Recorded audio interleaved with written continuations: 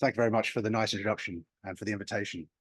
It's a pleasure to be here. So today I'm going to give you a slightly different talk on equivariance from the ones you've seen earlier today, with the title of Diagrammatic Mathematics for Equivariant Deep Learning Architectures. So it's probably no surprise that today I'm going to talk to you about diagrams. Now, this is just to seed the idea, and I'll inform you about what these things actually mean. But the diagrams we're going to look at today are on the left-hand side. So they're going to have some nodes at the bottom and some nodes at the top. There's going to be a bottom to top direction. That's going to be the case for all the diagrams. And there'll be some connections between the nodes.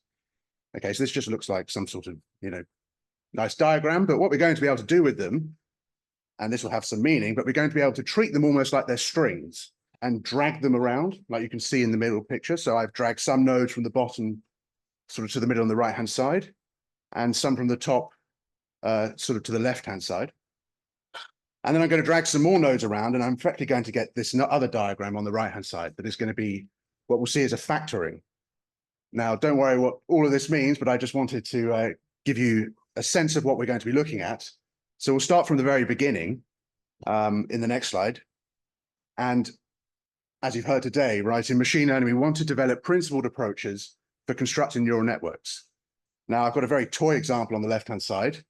And imagine you wanted to learn the sum of three numbers, right? Now, of course, if I swap any of them around, I've still got the same sum. So this would be invariant to the permutation group of three objects, right? So I've got my problem, I identify my symmetries, and I try and use this knowledge of the symmetries to bake it into my architecture in some way. And hopefully we're going to get a better performance, right, when we learn on our data. So this is quite an important slide. So this is the sort of the setup of the networks that I've studied mathematically. So on the left-hand side, we have what I would call a layer, and these are just composed in a normal way for a neural network.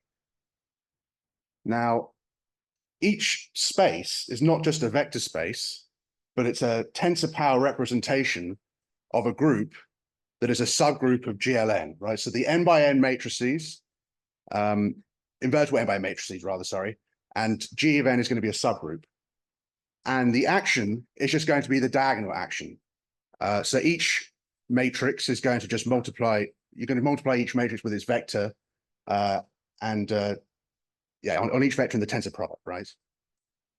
So those are the layer spaces, and the maps themselves. We're going to have a learnable part and a fixed nonlinear part, and I'm going to focus on the learnable bit today. But these are going to satisfy the equivariance property that we've seen earlier.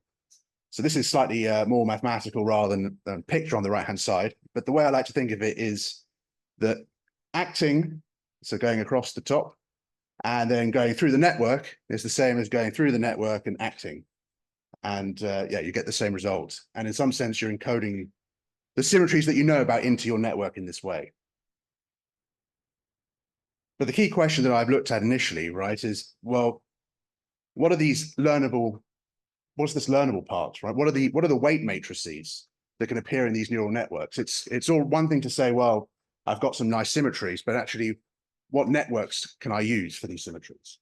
And really what this boils down to is finding a basis or a spanning set of matrices given in the standard basis for Rn and of this particular linear space, right, which I'm going to call HOM-GN. So if I keep saying HOM-GN, I really mean the vector space of linear maps between some k-order tensor power of Rn to some l-order tensor power of Rn. So that's the problem. And I'm going to show you this for two groups today. So the first group is going to be the symmetric group, Sn on n objects. And there's been a ton of work on this that's been done before. And I've given you a very short subset of them. Zahir et al. Gave the first permutation equivariant neural network on sets, right? So that would be where the tensor powers in that diagram are both one. And Hartford looked at modeling interactions between different sets using permutation equivariant neural networks. And then I suppose my work is closest to Haggai Maron and his collaborators, where they characterize these weight matrices, but they did so by looking at fixed points equations on the symmetric subspace. And so today I'm going to give you a different approach for how to do this, that of course is going to be based on diagrams.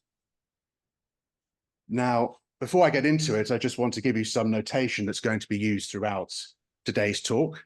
So this closed bracket n just means the set of elements 1 to n. And we can take Cartesian products of this set, right? So we're going to put the index sort of on the top of the set. And elements are just going to be tuples, right? So I have this example here where if I have each set has 3 elements and I take a 6-fold Cartesian product set, then this element 2, 1, 1, 3, 3, 2 is going to be an element of my 6-fold Cartesian product set on the elements 1 to 3.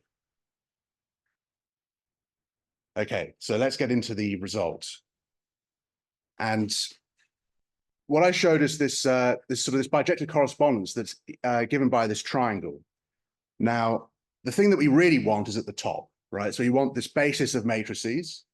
And of course, if we take weighted linear combinations of these matrices, we're going to get all the weight matrices possible, right? And if you go down the right-hand side first off, then you can show that there's a correspondence between these matrices and the orbits of the action of the symmetric group on this L plus K fold Cartesian product set, right, with the elements of 1 to n. So just to say again, that's going to be an L plus K length tuple, and each element is going to be an element from 1 to n. And then across the bottom, we're going to have the set partition, so the correspondence between the orbits and the set partitions of 1 to L plus K that have at most m blocks. So a block just means a subset. And a set partition takes your elements of the set 1 to L plus K and splits it up into disjoint union of subsets. And as I said, each subset is called a block. And what we can do is we can represent these very nicely as diagrams, where we put K nodes at the bottom. So here K would be 2. We put L nodes at the top, so L would be 3. And this would be a set partition of 1 to 5 that has at most 2 blocks, because each block is given by a connected component in your diagram, right? So 1 and 4 would be in the same block or subset, and 2, 3, and 5 here would be in a different one, right? And you can see clearly they're disjoint. Okay, so let's get into the actual maths of this a little bit. And so what we're going to do is we're going to go down this right-hand side first off, and then I'm going to show you the bottom part with an example, and then we're going to actually find this basis for a particular example. Okay, so this looks a bit scary, but I think it will be all right, right? So any linear map, if we take the standard basis for Rn, we can express it in the basis of matrix units. So the Fij's here are just coefficients, right? So they're just real numbers. And the Eij's are these matrices, where you have a 1 in the Ij position and a 0 elsewhere. And I haven't shown you this, but you can show that this function is Sn equivariant if you take some tuple, so your coefficient indexed by some tuple, and you act upon it, it's the same value. So we can lift this to the sets themselves and define an action of the symmetric group on this L plus K fold Cartesian product set by just permuting each element in your L plus K length tuple. And what you get is a bunch of orbits, right, that completely split up the space, and each orbit corresponds to a basis matrix, right? Because the coefficient is going to be the same on the whole of the orbit. So that's that sort of right-hand side. Now, I think this is easy to show with an example at the bottom rather than getting into all of the maths. But I've just picked an orbit, right? So I picked some numbers, n is 3, L is 2, and K is 4, right? So let's not worry about that. But I've just picked some orbit of the appropriate space, right? And here the action is S3 because n is 3. And the way I picked an orbit is I've just picked an element of the space and imagined I had the whole orbit. Now, what we can do is we can create a set partition diagram from this orbit as follows.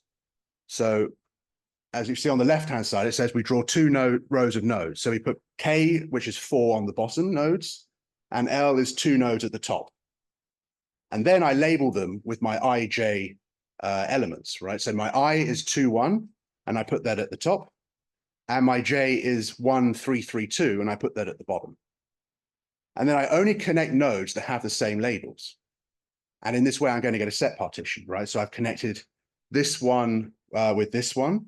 I've connected the 2 with the 2 and the 3 with the 3. Now you might say, well, I picked a random element here, right? What happens if I change the element? And actually what you can see is that I'm going to get the same set partition no matter what element I pick in the orbit, right? Because the connections are the only things that really matter, right? And I've effectively permuted the elements in my orbit, and I just care about the connections. So I get the same diagram. And of course, I'm going to use all diagrams that have at most n blocks, because I can just label the nodes, any nodes that are connected together with the same label, right? So I can, if I imagine I just started with this set partition instead, I could pick some labeling of the blocks and I'm going to get back an orbit. So ultimately what I've showed is that the basis matrices correspond bijectively with all KL set partition diagrams that have at most n nodes. N blocks, sorry, not n nodes, n blocks, okay? So the question is actually how to get the matrices now. So I'm going to, the idea base is that I've proven this with the orbits, but I want to get rid of the orbits and I just want to look at the diagrams, okay? So I've got an example here now where our goal is to find the weight matrix for an S2 equivariant linear map from a 2-order tensor power space of R2 to R2 itself.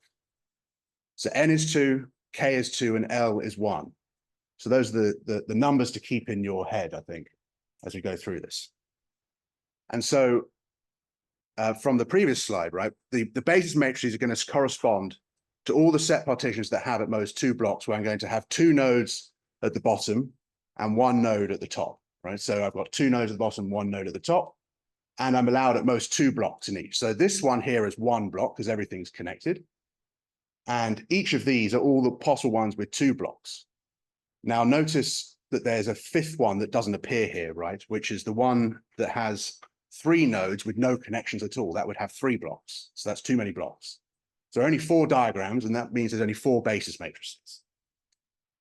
So I start with my diagrams, and now I want to get the matrices. Well, how do I do it? For each diagram, so in this case, I picked the second diagram here. I allow myself all possible labelings of the blocks where I do not allow repeats. So in this case, I've labeled this first block as 1 and then labeled the vertices with the block number, and this block as 2. Or I could flip it around. I could pick this one as 2 and this one as 1. And then, so here I effectively now have an I-J relationship, right? So I can just take the I and the J off the diagrams immediately. So I'm going to get, this is my I at the top and the bottom is my J. And I can then take these and create matrix units out of each of them, right? So for the 1, 1, 2 element, I'm going to get a matrix unit that has row 1 and column 1, 2. And for the 2, 2, 1, I'm going to get the second row and the 2, 1 column.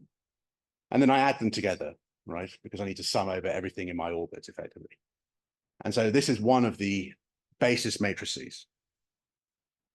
Now I can do this for each diagram, right? The same process for each diagram. And so I'm going to get 4 weight matrices, 4 basis matrices, sorry, put a weight on each of them and then add. So in conclusion, what we have here is if you say, this is my group, this is my starting space to my ending space, this is exactly the weight matrix you're going to get. And so this would be very nicely, very nice if you had this particular problem, right?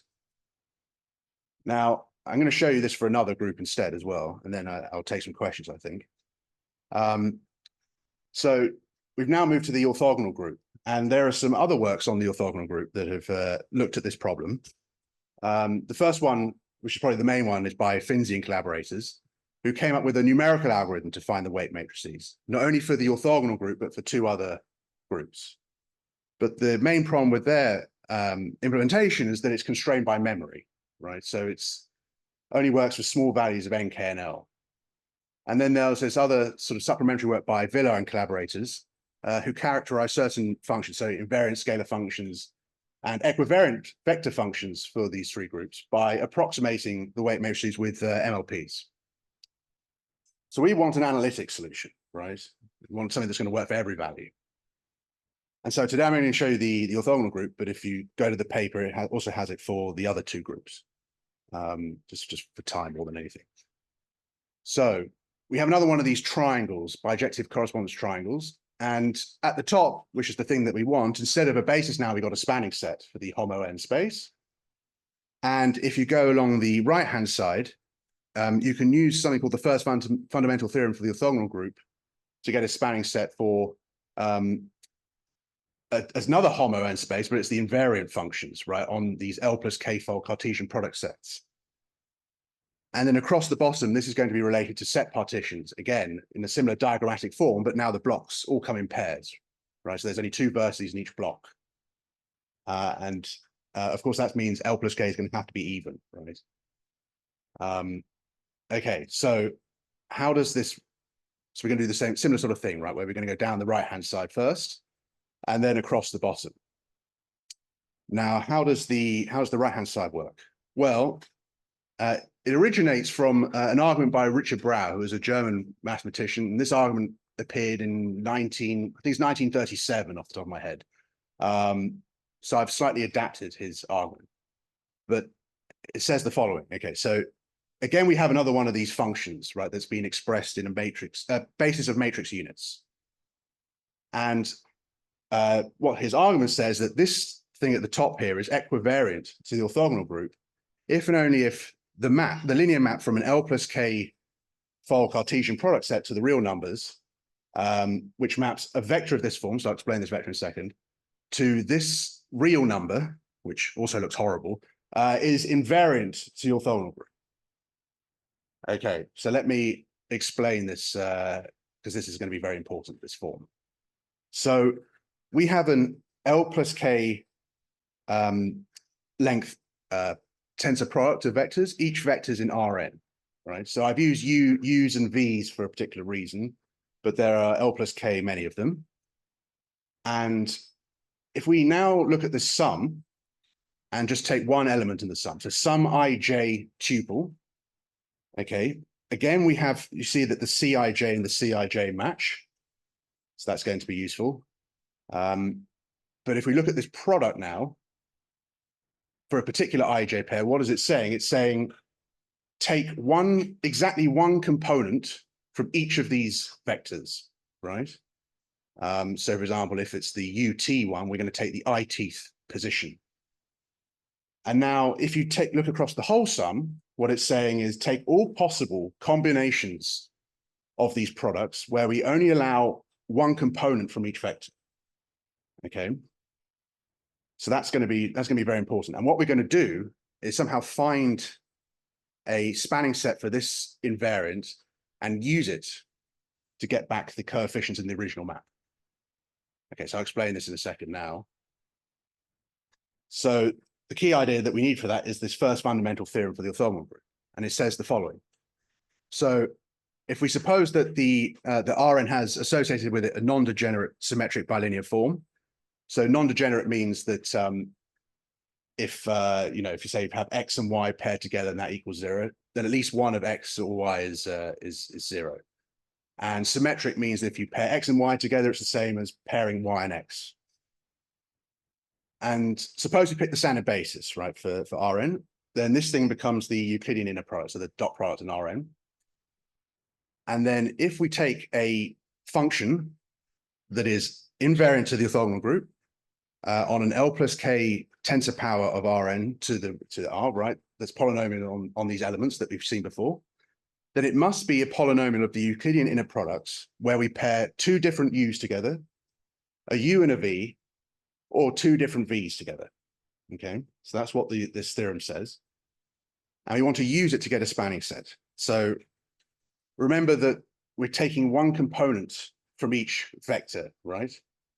And so the only way to really do this is to take products of these pairs, and I'll skip to the next slide, it'll be easy to explain, where we take products of these pairs, where we allow either the U's and V's to pair exactly once, right, in some pairing, and we take all possible ways of doing this.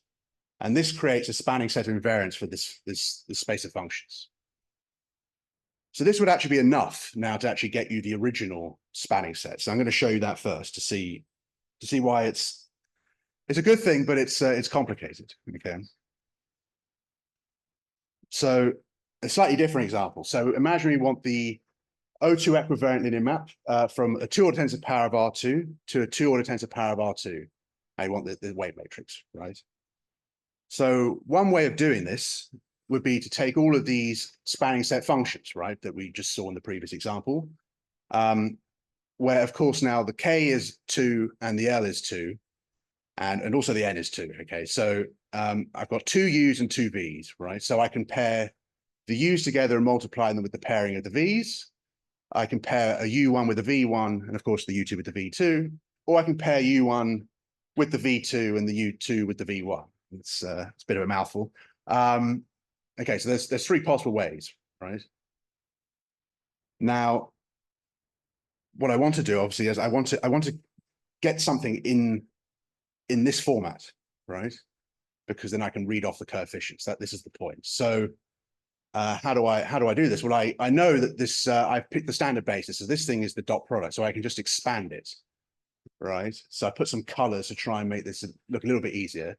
But I can expand this form in the standard basis, and so I'm going to get 2 terms, and I can expand this one, and I'm going to get 2 terms, and then I can of course expand out the brackets, right? So I'm going to get 4 terms, and notice, of course, in each term we've still only got 1 component from each of our 4 vectors, right? That's the point. And so I now have something in that form at the bottom that I just showed you before, right? And I can just pick the Cij coefficients off. So the red and the green give me the indices for this one. So that's C with 4 1s, and that's obviously a 1. So everything's going to be a coefficient 1 here in this case, right? And I'm just reading this off the bottom of each component. So a 1 1 2 2, right? That's also going to be a 1, and so on and so forth. And so because of this correspondence I have, so if I go back between these coefficients here and these coefficients, they're exactly the same. Well, I now know what the original matrix is, right? I just put the coefficients in my nice matrix, and there's the answer. And of course, I can do this for each of the 3 spanning sets bits that I have, right? But this would be a real pain to do. Imagine having to do this for loads of them and expanding every single one like this, right? You could easily lose track of terms, all sorts of problems. So unsurprisingly, there's a diagrammatic method for this. And the key idea is that each of these functions where you're taking the product of some forms can be given as the form of a diagram. So again, I've got another example, and I've picked L as 2 and K as 4. And I've picked this particular combination of things, right? So I paired a U1 and a V2, U2 and a V4, and a V1 and a V3. Okay, so what I can do is I can put the U's at the top and the V's at the bottom. Notice that the K, right, which is 4, is at the bottom in some sense. K nodes at the bottom and the L nodes at the top, right, 1 and 2. And then I just pair things off in my diagram according to the pairing in my forms. So U1 and V2 are paired together in the diagram. V1 and V3 are paired together, and a U2 and a V4 paired together. Okay, so because of the previous result about the spanning set, this just means that the set of all of these, and these are called Brauer diagrams, by the way, so the set of all of these KL Brauer diagrams determines the spanning set of these matrices. So I'm going to give you the same example as I just gave you before, but hopefully you'll see that this is easier to work out with these diagrams. So how does it work? So again, I still have N, K, and L both being 2, right? All being 2. And I need K nodes at the bottom and L nodes at the top, and I'm only allowed to pair nodes. Okay, so I can either pair across, as I've got here, I can pair down, or I can pair diagonally. So again, they're 3. So this is looking pretty good compared with the previous example. And now what I do is for each diagram, I calculate all possible labelings of the blocks, where this time I allow repeated block labels. Okay. So in the symmetry group, I wasn't allowed it, but this time I'm allowed it. So I've taken this first diagram here, and I can, of course, label this block as 1 and this one as 1, or I can go 1 and 2, or I can go as 2 and 1, or I can go as 2 and 2, right? So there are 4 possible labelings, and I label the vertices with their block labels, right? So you get these 4 labelings. And then I just pick off the ij coefficients off each diagram, and I just put a 1 in each position, and I get the same matrix back, right? So I've taken something that was sort of very algebraic, and I've made it combinatorial. And so I can do this for each of these diagrams, the same thing, and I've given you an example here where I've got the inner products together with the diagrams and the matrices. I put a weight on each matrix, and then I add. And that's the weight matrix for an O2 equivariant linear map from a 2-order tensor power to a 2-order tensor power. Okay, I think that is probably a good time for questions if you like.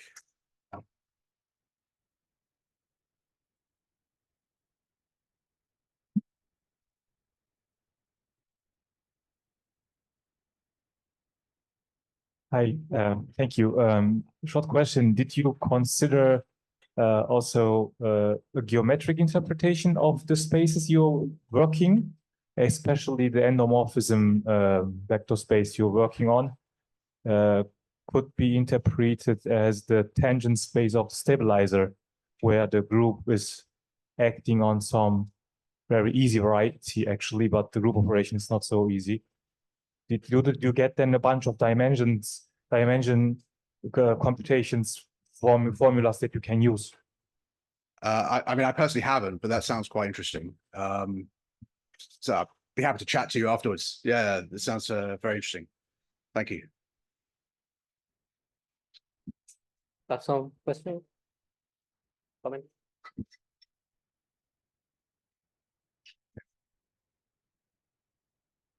Okay, so far what we've done is we've looked at 2 different groups, looked at these space of weight matrices, right, for each of them. And there's something that's very interesting that appears, right? So I've sort of repeated the results here on this slide. So for the orthogonal group, it's the set of all KL-Brauer diagrams that determines the spanning set, right? And for the symmetric group, it's the set of all KL partition diagrams that have at most n blocks that determines it for the symmetric group, right? So something that's very interesting to note, right, is that for each group, both the diagrams associated with the group and these HOM-GM spaces, they're very similar, right, for any values of K and L. You know, in particular, like if you think of the diagrams, right, the K at the bottom is changing depending on what value you put in there, and the L is kind of changing, and they kind of look the same, right? And a similar thing for the maps.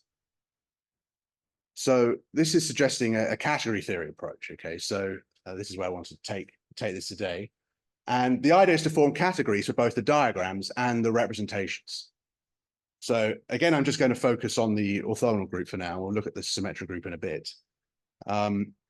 So for a category, of course, I need to tell you what the objects are, and I need to tell you what the morphisms are, right? So for this particular group, there's going to be what I'm going to call the Brauer category. It's sort of obvious from the diagrams, where the objects are going to be the non-negative numbers.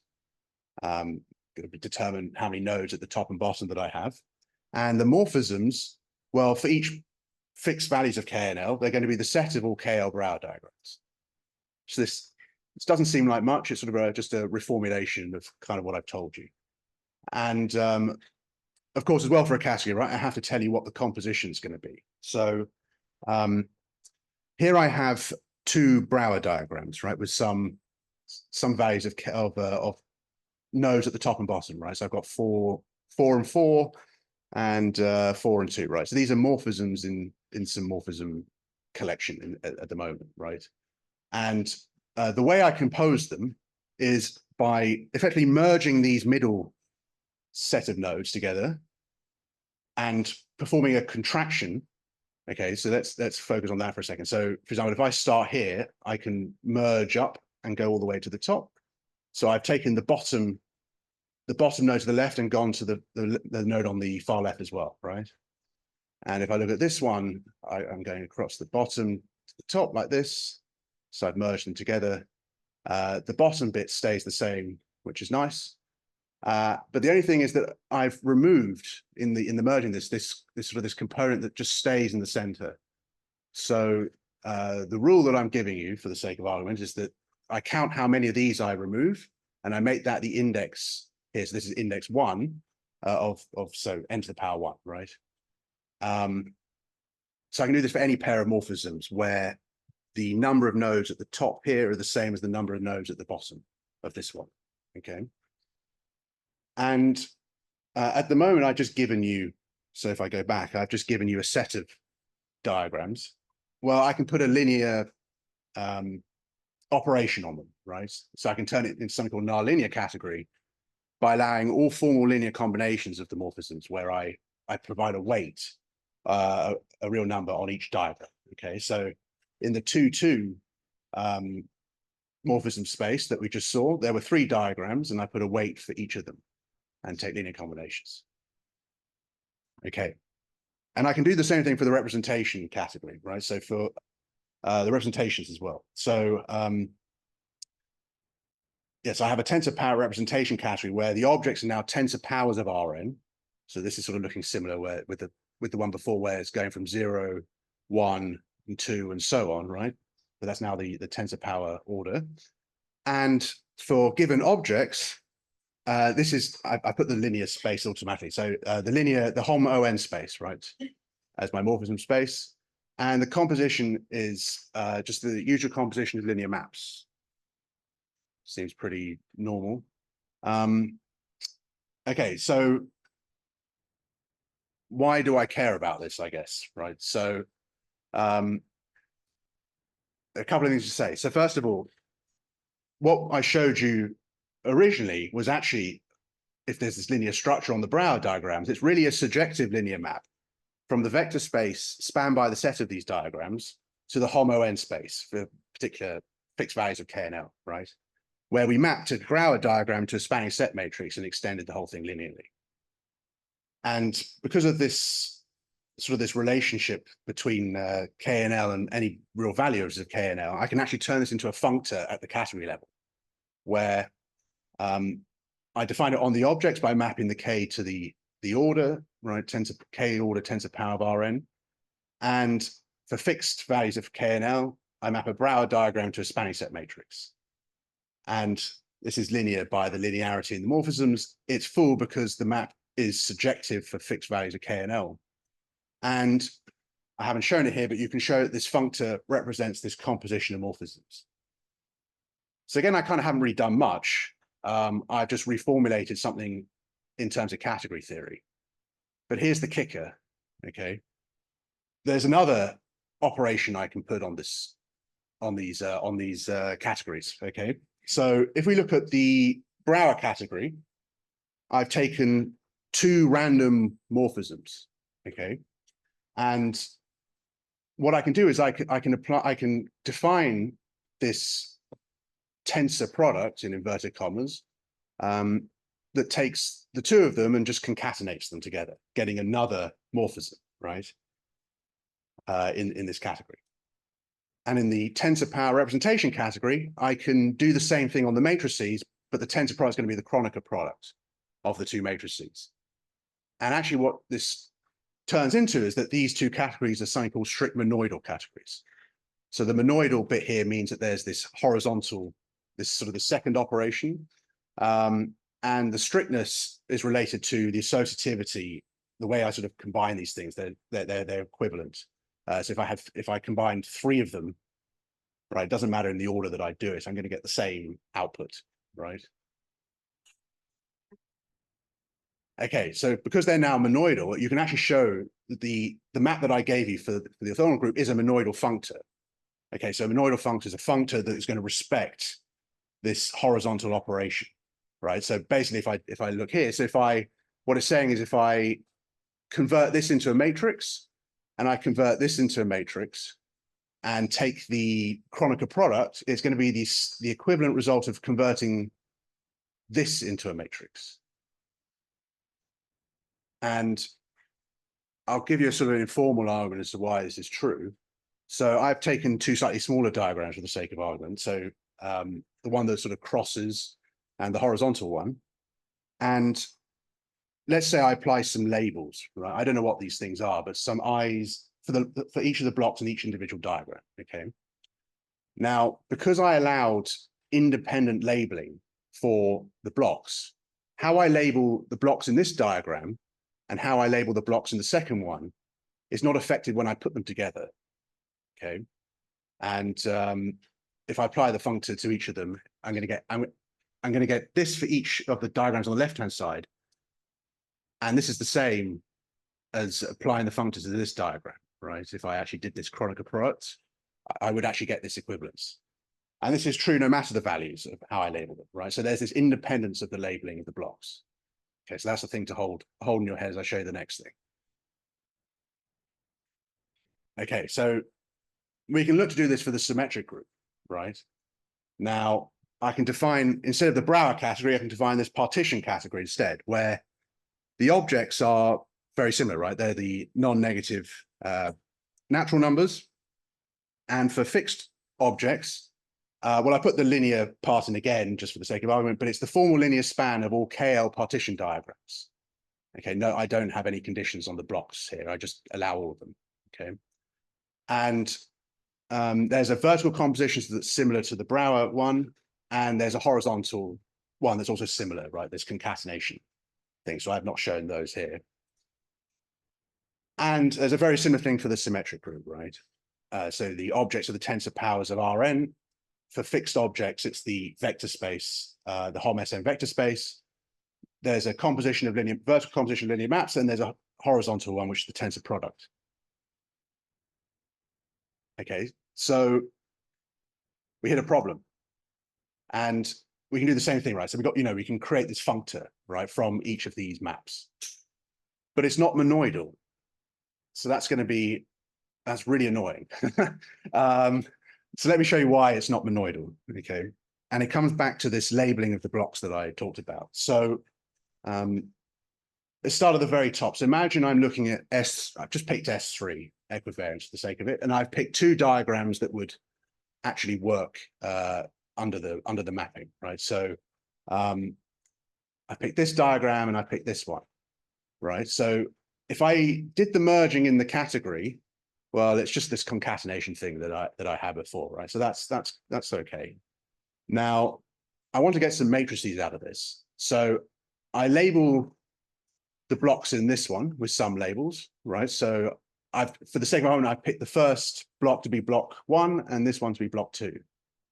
And on this diagram separately, I label this block. Well, I've labeled it block with 1 as well, right? And so if I apply the functor to each of these diagrams separately, I'm going to get a matrix unit out that corresponds to the diagram as we saw before, right, with the map that I showed at the very start. And if I did this calculation, well, I just get this matrix unit. Okay, so that seems all right. But now here's the problem. So I put these two things together, and I get labels for each of these blocks in this third diagram, right, that come from the labelings on this one.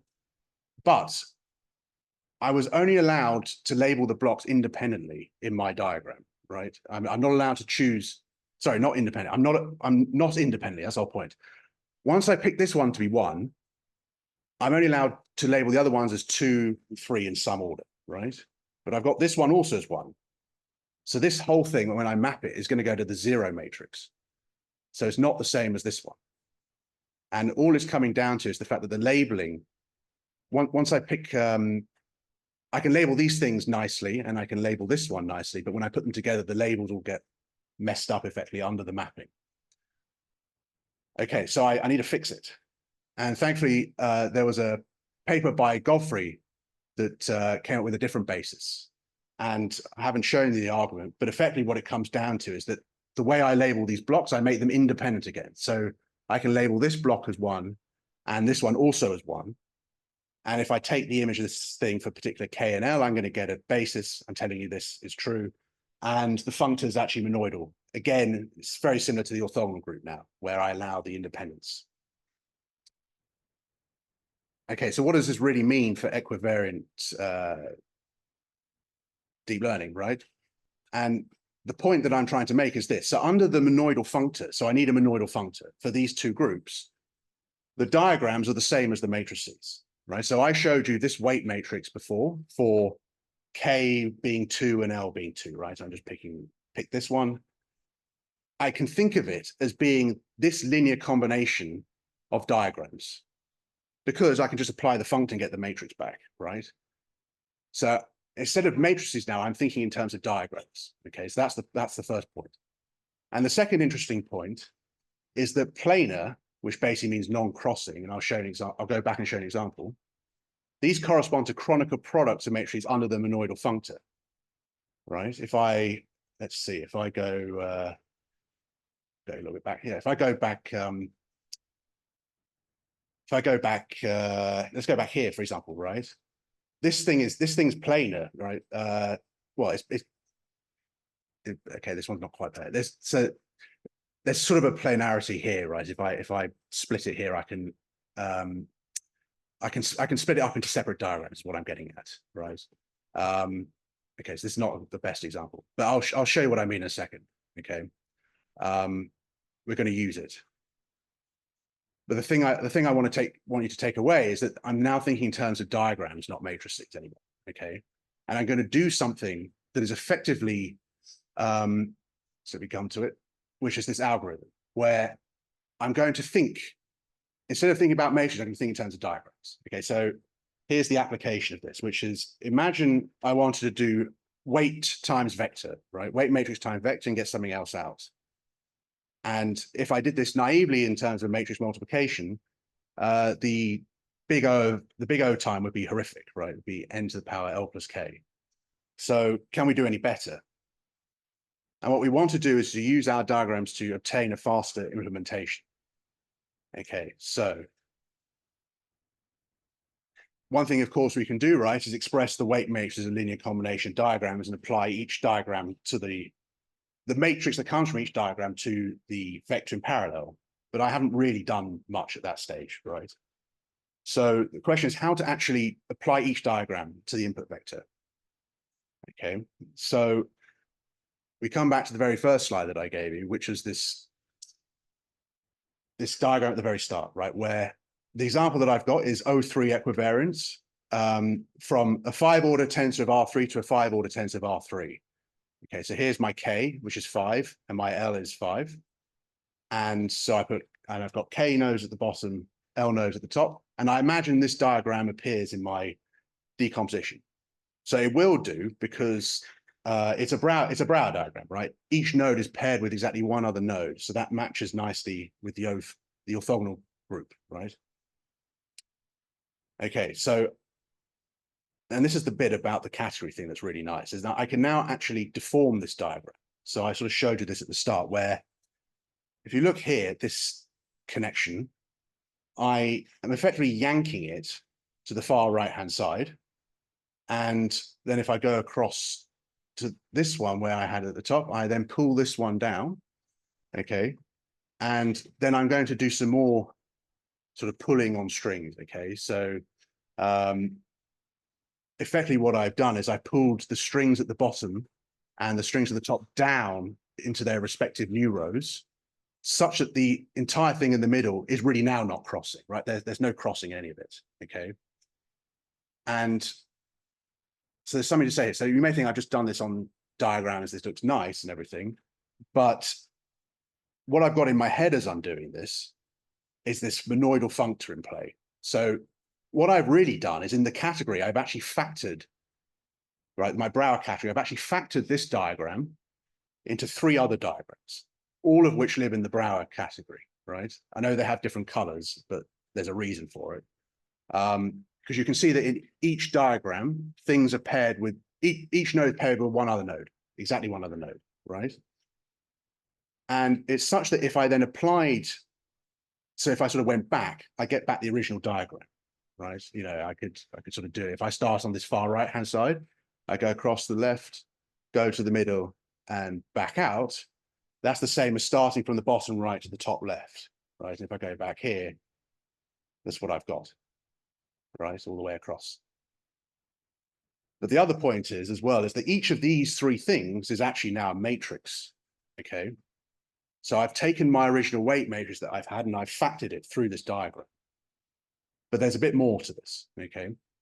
So what I'm going to do is I'm going to take my vector, and I'll give you an example in a bit, and I'm going to effectively apply each of these diagrams, which is effectively a matrix, right, to my vector and get my output.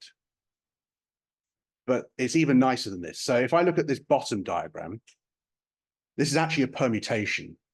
The reason being that, and I think I've got this on the next slide. The reason being is that each node at the top is only connected with one other node at the bottom, right? There's no connections across the middle, on each separate row, right? Okay, so let me actually show you this, right? So if I go here, this bottom diagram is a permutation, and what it's really doing in my input vector is it's affecting where my coefficient is, so how I actually access my coefficient, right? So imagine I wanted to take the coefficient at the 3, 3, 2, 1, 1 position into the second diagram, into that purple diagram. Well, I can find that coefficient at the 1, 1, 2, 3, 3 position just by reading it off the diagram, okay? So because this is just an accessing, I don't have to do the matrix multiplication, okay? Now I'm going to go back a second because I think it's easy to see. So imagine I've changed how I access in my original vector. I do some operation and I get some output, and then I want to place it somewhere, right? So what this top diagram is now is actually going to be a storage thing. So it's going to tell me where my output from the middle diagram, where should I store it at the final output? So if there's some coefficient that comes out of the second diagram at the 2, 2, 1, 1, 3 entry, well, I can just sort of read across and use the diagram to see that it actually gets stored at the 1, 2, 1, 2, 3 entry. Okay, so again, it has no cost. Okay, so what I've now done is I've taken my whole original operation and reduced the computation effectively to the middle diagram in some sense. Okay, which is what I say at the top here, but the diagram's planar. Okay, so because it's planar, I can now write it. I can basically unsplit that concatenation, right, and get 3 new diagrams out. So here's my middle diagram from 2 slides ago, and I'm going to split it into 3 separate ones, right? You can see here that if I merge these back on the right-hand side, I'm going to get the diagram on the left, okay? Now, the thing is as well, that I can apply the functor to each of these diagrams, okay? And this might be a bit hard to see without a bit of familiarity with this thing, but on the far right-hand side here, you've got a map that is effectively from a 2-order tensor power to a 0-order tensor power. And because there's a joining of these nodes, it's going to effectively relate to a tensor contraction. So it's going to just sum the coefficients that live in the indices that have the same index, right? The middle one may be a bit easy to see, but this is just the identity matrix. And the far left side is going to be a copy operation where once I've applied these two, I'm just copying arrays into new dimensions where I copy into the diagonal because they are joined. Okay, that might be a bit hard to see, but hopefully this will be clear once I give you the main example. Okay, so here's an example that does look a bit horrible, but it's not, I promise. So I start with my input vector, right? So this is my V that is expressed in a standard basis, right? So the standard basis I've written as E with a load of tensor values indexed by 1 to 5, right?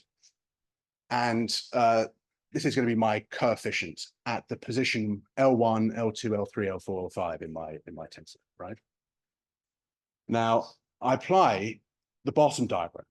So it's just going to permute where I access, okay, the coefficients when I then apply the second diagram. So I'm not changing the V's, the location of the indices on the V's, I'm changing the E's. How? Well, I put my L1, L2, L3, L4, L5 at the bottom, and I just see where they map to, right? So we saw that, for example, L5 got mapped to the first spot. So in the E bit here, the L5 is in the first position. And you can see, for example, the L1 and L2, which are at the far left, get mapped to the very end, okay? And so on. Now what I need to do is I need to apply this middle diagram in steps, right? Because I factored it as a chronicle product of matrices. So I apply this one first, the tensor contraction. And what I do is I look in my original vector, well, my vector now here, right? And I only care about positions where L1 and L2 are the same. And I just sum over all of them. Okay, so I sum over, I've always got to put a new index in, right, for where L1 and L2 are the same. And I remove those dimensions effectively from my vector. Then we said the middle diagram was just an identity matrix, so I do nothing. Right? I don't have to apply the operation. And I get this bit here. So I've just finished this one. I'm now about to hit this diagram. Okay, the matrix that corresponds to this diagram. And this is a copying bit. So I've got to add two new dimensions on, but only allow them to exist where they are the same according to this diagram. Okay. And so I get this thing, and then I've got to permute the entries in my locations back to where they should be by putting, in this case, I'm going to put M, L5, L4, L3 here, and I'm going to move them into position. So I'm going to get L5, M, L4, M, L3. And this is the output. And what you can show is that if you looked at the original diagram I had and took the vector, you could see this is going to be the same answer, right? I'm going to get a summing here, moving things across, and I'm going to get a summing over here, right? And that's what we get down here, right? The next one. Okay, so I haven't shown the argument, but actually this does reduce the time complexity. So it reduces a bit. It's not phenomenal reduction, but it now removes the dependence on L, right? And that's because effectively what's happened is that we've reduced the computation to these tensor contraction blocks. Everything else is kind of either copying or moving things, which we consider it as having no cost. So that's where the reduction comes from in both cases. And I've only shown you this for two groups, but this works for any of these other ones that I welcome you to read in the specific papers, where specifically this one's quite nice because instead of having set partitions in the middle for the graph, so equivariance to the orthomorphism group of a graph, you now are looking at these bilabel graph diagrams instead, and you can get something very similar out. So yeah, with that, I say thank you very much and welcome any questions that you may have.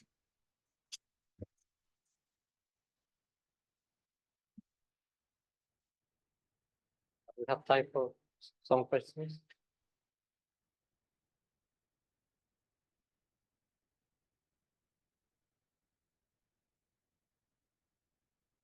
So in some point you say that your approach that can be used to parallelize parallelize in the sense that you can compute each one of the component of your operation in different machine, or what is the? Yeah, so there's effectively there's two parallelizing bits going on, right? The first one is through the decomposition into sums, right? So you're applying each diagram separately on your input vector, right? Each of these can be done in parallel.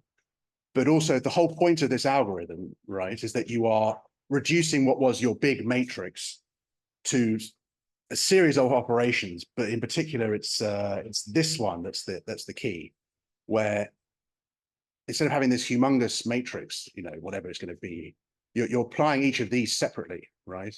And that's going to be much more efficient.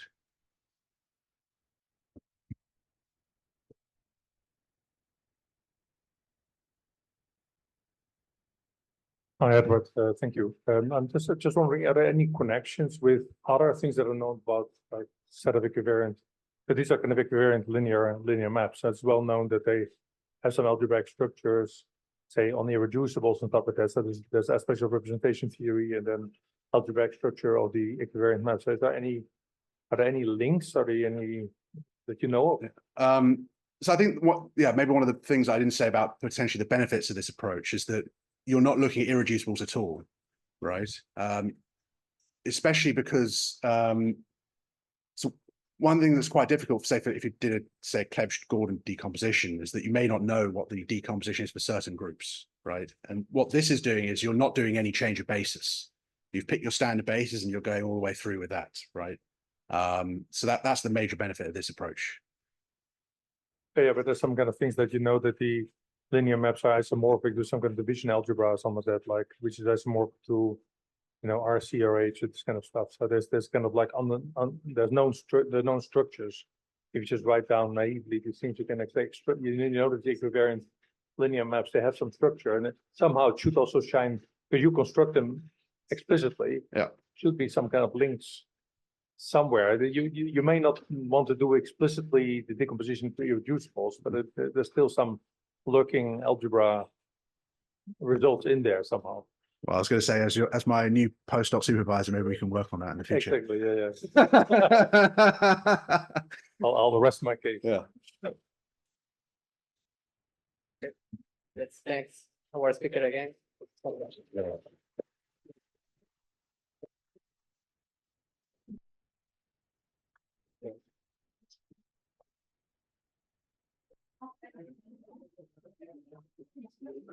that Thank you. all right? Thank you. Thank you very much. That's great.